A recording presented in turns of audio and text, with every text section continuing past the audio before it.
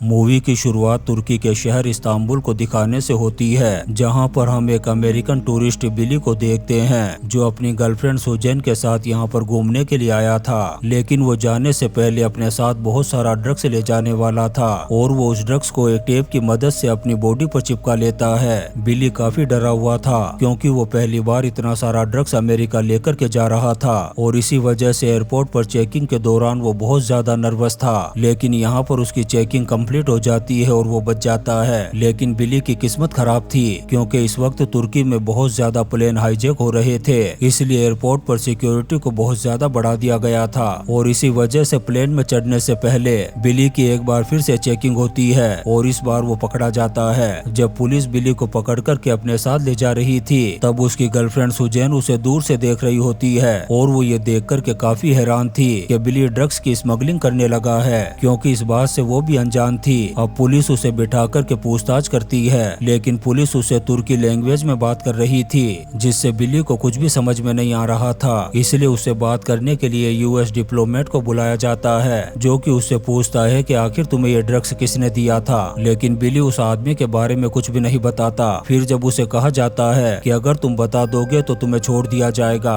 ये सुनकर के बिली सब कुछ बताने के लिए तैयार हो जाता है। बिली उन्हें कहता है कि मैं उस आदमी को जानता तो नहीं हूँ, पर मैं तुम्हें उसके पास ले जा सकता हूँ। इसलिए पुलिस बिली को अपनी कार में बैठा करके उस आदमी के पास ले जाने लगती है और वहाँ पहुँच करके वो उस आदमी को पकड़ लेते हैं। लेकिन पुलिस ने झूठ बोला था कि तुझे छोड़ दिया जाएगा। तब बिली मौका देख करके भागने लगता है यहाँ से, लेकिन वो पकड़ा जाता है। इसके बाद बिली को जेल में लाया जाता है, जहाँ पर सेल में डालने से पहले उसके बाल काट दिए जाते हैं। यहीं पर हम एक और कैदी को देखते हैं जिसका नाम था रिफ्की। वो इस जेल में कई सालों से था, इसलिए वो इसी जेल को अपना घर मानता था। साथ ही वो पुलिस वालों का भी काफी वफादार था। अब बिली को उसकी सेल में डाल दिया जाता है, लेकिन उसके पास बिछाने के लिए कोई भी चादर नहीं थी। तभी उसकी बराबर वाली सेल से एक कैदी उससे बात करने लगता है जो उसे बताता है कि बाहर बहुत सारी चादरें पड़ी है, इसलिए तुम बाहर जाकर के चादर ला सकते हो। दरअसल बिली की सेल का दरवाजा खुला ही रह गया था, इसलिए वो बाहर जाकर के चादर उठा कर के ले आता है। पर ये बात रिफ्की पुलिस को बता देता है। तब पुलिस बिली को उल्टा लटका करके मारती है। वो उसे इतना बुरी तरीके से मारते हैं कि वो बेहोश हो गया था। जब उसे होश आता है तो वो एक दूसरी सेल में बंद था। पुलिस ने उसे इतनी बुरी तरीके से मारा था कि वो चल भी नहीं पा रहा था। लेकिन यहाँ पर दो कैदी और होते हैं, जिसमें एक का नाम जिमी और दूसरे का नाम एरिक होता है। ये दोनों ही बिली की चलने में मदद करते हैं। ये दोनों उसे लेकर के बाहर जाते हैं जहाँ पर बहुत सारे कैदी थे।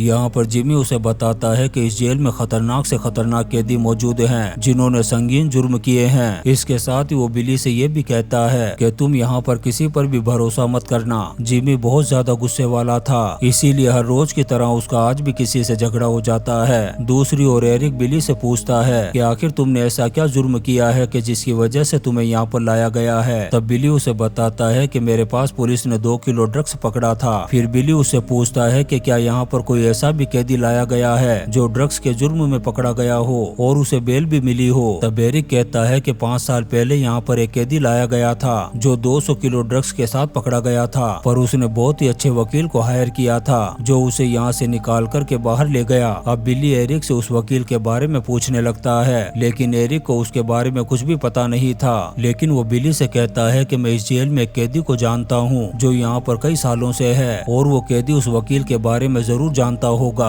अब बिली उस कैदी से मिलने के लिए उसके पास जाता है जिसका नाम मैक्स था। मैक्स इस जेल में बहुत सालों से बंद था, इसलिए उसकी दिमागी हालत थोड़ी ठीक नहीं थी। बिली मैक्स से उस वकील के बारे में पूछने लगता है। तब मैक्स उसे उसका नाम बता देता है, जिससे बिली को पता चल जाता है कि उस वकील का नाम येसिल है। फिर कुछ दिनों बाद बिली के डैड आते हैं अपने बेटे से मिलने के लिए। वो अपने बेटे को दूसरे देश की जेल में देख कर के बुरी तरह से टूट जाते हैं। साथ ही उसे यकीन दिलाते हैं कि मैं तुझे यहाँ से किसी भी हालत में बाहर निकालूंगा। यहाँ पर हम देखते हैं कि बिली के कहने पर उसके डैड उस वकील येसिल को भी अपने साथ लेकर के आए थे। वो बिली के केस को लड़ने वाला था, जिससे बिली को यकीन हो जाता है कि वो जल्दी ही इस जेल से बाहर निकल जाएगा। अगले सीन में हम बिली को कोर्ट में देखते हैं जहाँ पर उसके केस की सुनवाई हो रही थी। यहाँ पर वकील येसिल उसे बेगुनाह साबित करने की बहुत कोशिश करता है, पर इसके बाद भी 4 साल की सजा सुना दी जाती है बिली को। फिर येसिल उसके पास आता है और कहता है कि ड्रग्स के केस में तुम और भी ज्यादा लंबे अंदर जा सकते थे,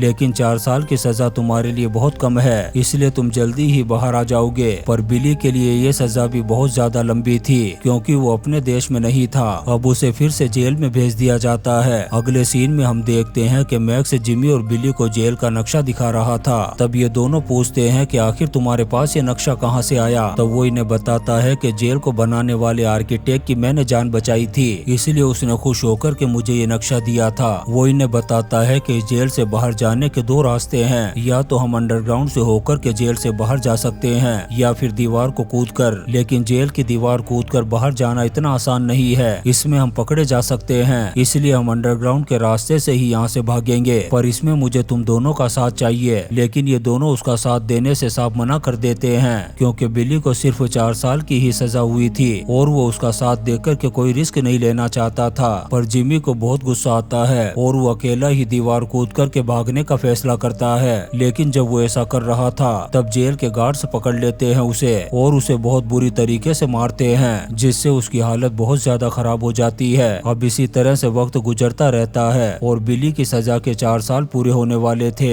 उसके जेल से बाहर जाने में सिर्फ 53 दिन ही बचे हुए थे। लेकिन तभी बिली को पता चलता है कि जो पार्टी उसके खिलाफ केस लड़ रही थी उन्होंने सुप्रीम कोर्ट में बिली के खिलाफ एक याचिका लगा दी है, जिससे उसकी सजा को 4 साल से बढ़ाकर के 30 साल कर दिया गया है। ये सुनकर के बिली का दिमाग खराब हो गया था। फिर अगले सीन में उसे कोर्ट में दिखाया जाता है जहाँ पर वो अपनी सजा को कम कराने की बहुत कोशिश करता है, पर सुप्रीम कोर्ट उसकी सजा को बिल्कुल भी कम नहीं करता और उसे फिर से जेल भेज दिया जाता है। अब जब वो जेल में होता है तभी उसे 4 साल पहले कई जिमी की बात याद आती है जिसमें वो उसे जेल से भागने के लिए बोल रहा था। अब यहाँ पर वो फैसला कर लेता है कि वो जिमी का साथ देकर के जेल से भाग जाएगा। इसके लिए वो मैक्स को भी अपने साथ चलने के लिए मना लेता है। अब ये तीनों जेल से भागने के लिए रास्ता तलाश करने लगते हैं। फिर काफी ढूंढने के बाद इन्हें दीवार के पीछे एक टनल मिल जाती है जिसमें होल करके ये यहाँ से बाहर निकल सकते थे। फिर अगली रात ये तीनों मिलकर के दीवार की ईंटों को बाहर निकालना शुरू कर देते हैं और काफी कोशिश करने के बाद ये उस दीवार में एक बहुत बड़ा होल बना लेते हैं जिसमें से होकर के ये पहुंच जाते हैं उस टनल में। लेकिन जब ये थोड़ा आगे बढ़ते हैं तब इन्हें पता चलता है कि टनल आगे से बंद है, जिससे ये बहुत ज्यादा टेंशन में आ जाते हैं। तब बिली ने कहता है कि हमें वापस चलना चाहिए और इस जेल से बाहर कैसे निकलना है इस बारे में हम कल बात करेंगे। अब ये तीनों वापस आ जाते हैं जेल के अंदर। लेकिन रिफ्की को पता चल जाता है कि किसी ने जेल से भागने की कोशिश की है, इसलिए वो ये बात जाकर के बता देता है जेल वार्डन को। इसके बाद सभी कैदियों को इकट्ठा किया जाता है और उनसे पूछा जाता है कि किसने जेल से भागने की कोशिश की है, लेकिन कोई जवाब नहीं देता। पर गार्ड्स को जिमी के ऊपर डाउट हो जाता है क्योंकि उसने पहले भी भागने की कोशिश की थी। इसके बाद गार्ड्स जिमी को पकड़ कर के ले जाते हैं अपने साथ, लेकिन उन्होंने जिमी के साथ क्या किया इस बात का पता नहीं चलता।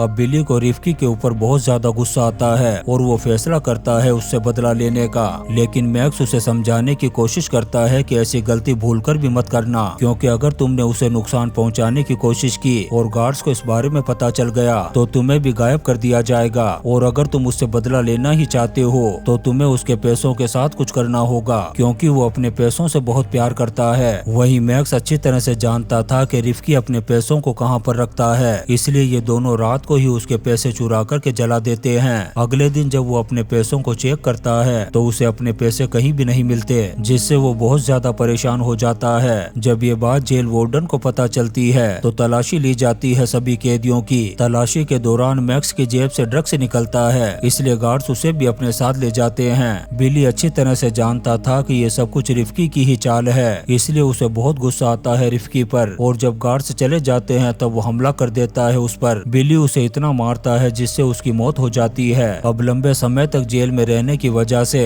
बिली की दिमागी हालत भी खराब होने लगी थी, इसलिए उसे मेंटल असाइलम में भेज दिया जाता है। अब यहाँ से हमें 7 महीने बाद का सीन दिखाया जाता है जहाँ पर हम बिली को देखते हैं जो कि अभी भी मेंटल असाइलम में था और वो पूरी तरह से पागल हो चुका था। यहाँ पर उसे मैक्स भी मिलता है जिसकी दिमागी हालत बहुत ज्यादा खराब हो चुकी थी और वो बिली को देख कर के पहचान ही नहीं पाता है। इसके बाद हम सुजैन को देखते हैं जो बिली से मिलने के लिए आती है। सुजैन को देख कर के बिली को सब कुछ याद आ जाता है। सुजैन बिली की ऐसी हालत देख कर के बहुत ज्यादा दुखी हो जाती है और वो उसे कहती है कि चाहे कुछ भी हो जाए तुम्हें इस जेल से बाहर निकलना होगा, नहीं तो तुम ऐसे ही यहाँ पर मर जाओगे। यहाँ पर वो एक एल्बम भी लेकर के आई थी जिसमें उसकी और उसके डेड की तस्वीरें थी। वो उस एल्बम का आखिरी पेज दिखाते हुए बिली से कहती है कि तुम इसकी मदद से इस जेल से बाहर जा सकते हो। बिली उस एल्बम को लेकर के अपने पास रख लेता है। फिर अकेले में जाकर के जब चेक करता है तो उसमें बहुत सारे पैसे होते हैं जो उसके डैड ने भेजे थे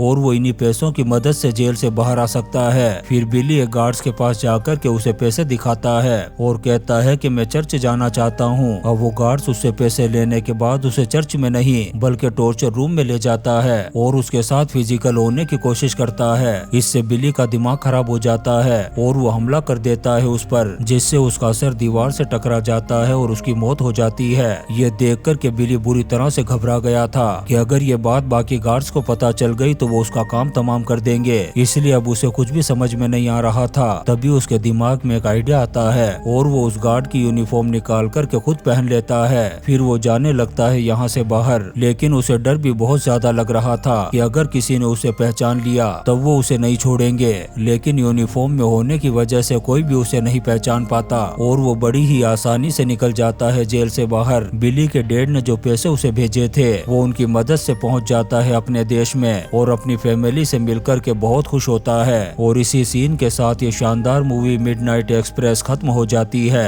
दोस्तों, हम आपके लिए ऐसी ही इंटरेस्टिंग मूवीज एक्सप्लेन करते रहेंगे, तो आप चैनल को सब्सक्राइब जरूर करें और लाइक और कमेंट्स भी करें। Thank you.